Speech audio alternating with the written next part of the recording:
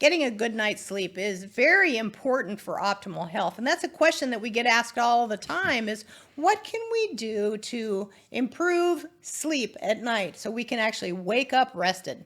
Yeah, and interestingly enough, about 75% of all doctor's visits have fatigue as one of the complaints. So obviously, we're not getting good sleep. Remember, this is like a few years back, we developed this term called fatigue debt. Remember that? I Where, do remember interesting, that. if a person doesn't get one good night's sleep, if they have one poor night's sleep, it actually takes 5 good nights' sleep to make up for the Boy, loss that's of that almost a one. full week. Yeah, and it's interesting because you can get this fatigue debt built so deep, it's kind of like a credit card debt, and you try to pay it back, with one, you can't do it. Yeah. It's a negative. So people chronically are fatigued because of a lack of sleep, and of course that can get into your day and make you stressed and angry and edgy. Yeah, a couple of things that I talked to him about is number one, it's probably not a good idea to take a late afternoon nap because you might not go down to sleep at night.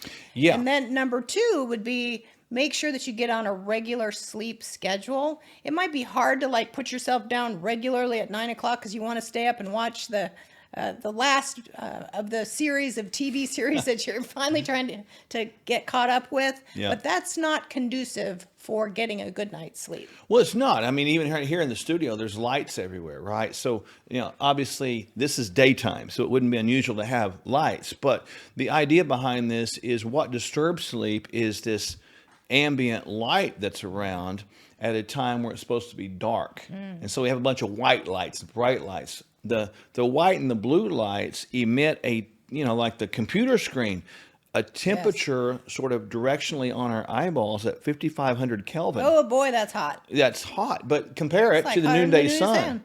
3,500 degrees Kelvin. So the white lights on our eyes, so actually, it causes cortisol to go up when melatonin is supposed to be building, and so that whole disturbs your sleep. And then a lot of times you can actually correct that with some blue blocker glasses, right? I've got some in my People need office to I'll put put blue on blocker sometimes. glasses on like later in the day or Yep.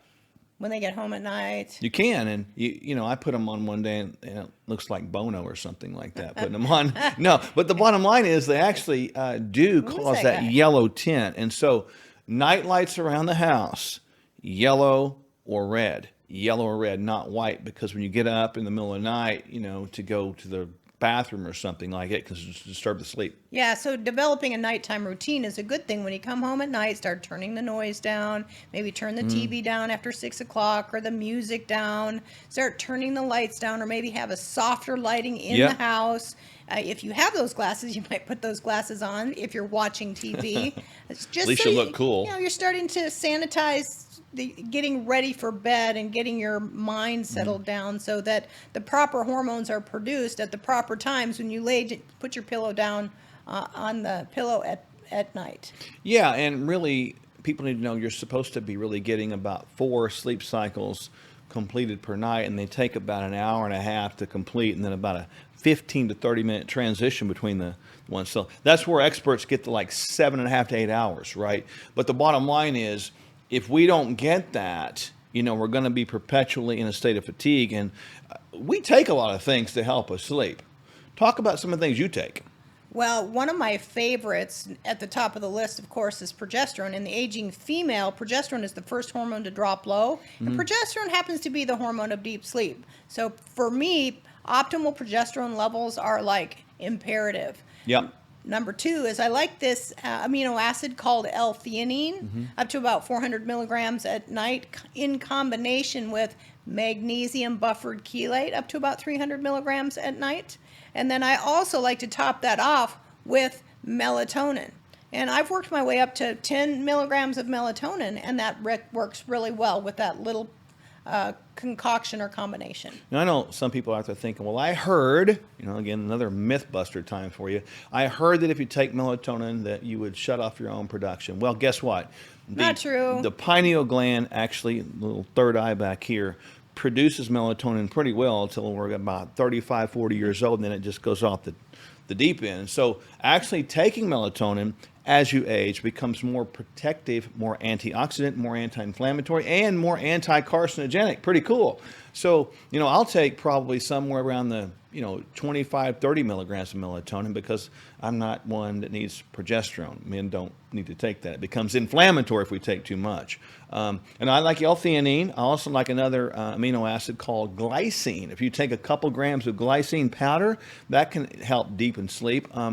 There are other products out there, the full spectrum hemps. Those actually with CBD, the cannabidiols, those can help you sleep as well and relax. There's some people out there that take, the full-fledged, cannabis that has THC in it, and that can help as well. I've also noticed that for me, not eating late, like not after 6 o'clock, so that Bingo. my stomach isn't really full and heavy when I lay down to go to sleep, that's also very effective for getting a good night's sleep. The room temperature can also be a very important thing. We keep our room temperature at about 65 degrees, Yep. sometimes even cooler, depending upon the heat of what the noonday sun has brought over the household. That's really important because a lot of people complain about being hot.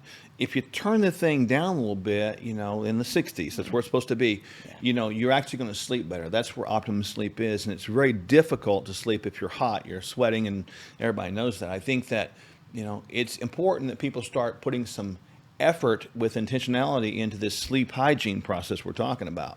Yes, I've also really come to know, especially, past the 50-yard dash line, that drinking caffeine late in the day is not a really good idea. If you're born with a slow metabolic system on metabolizing caffeine anyway, and then past that 50-yard dash line, meaning over 50 years old, oftentimes we become a little bit more sensitive to caffeine, and it's still hanging around. That mid-afternoon cup of coffee can still be hanging around late in the days. She's really in her 40s. She just kind of gave you guys some encouragement right there. So avoiding that caffeine later in the day is essential. Yeah, and give yourself a gap between your last meal and bedtime. And optimally it's 3 hours or so, but some people, if you can even give it 2 hours, it's better, because if you have a lot of food stuck in the gut here, it's going to create good a lot for reflux of too. yeah, it's going to really mess your Stress. sleeping. So with sleep though, seriously folks, put some effort into that, because it is underappreciated. And for the business people out there, it's not a waste of time. It's actually really good. So, hey, want some of these tips, you can reach out to us and we'll make sure to get you squared away. Hey friends, you already know the answer to this, but we'll ask you anyway. If you stay away from your favorite junk food for a month and then go back to supersizing it, will your health improve? Well, that's the thing about change. To change, we have to be as consistent as possible. And when we go back to an old habit, it's not the end of the world. We just get back at the new habit. Before you know it, real transformation is evident to you and others. That's why we offer a bunch of helpful bonuses when you subscribe to Kingdom Fuel. Kingdom Fuel is our complete nutritional meal shake. It's the simple start to a transformed life, and we'll auto ship every month so you don't run out. You'll receive 2 free shaker cups, free access to our video courses, and a monthly call with us filled with practical inspiration. Just see the link below or on your screen and subscribe today.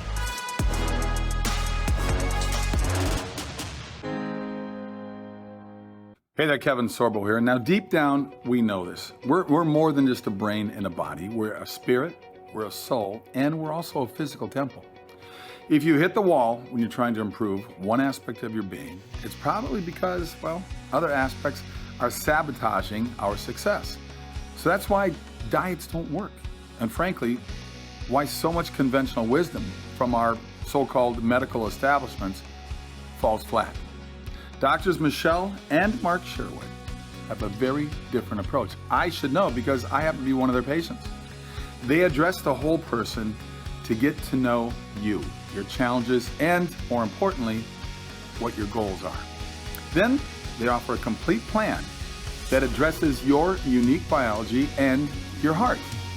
They'll help you discover what you need to experience transformation.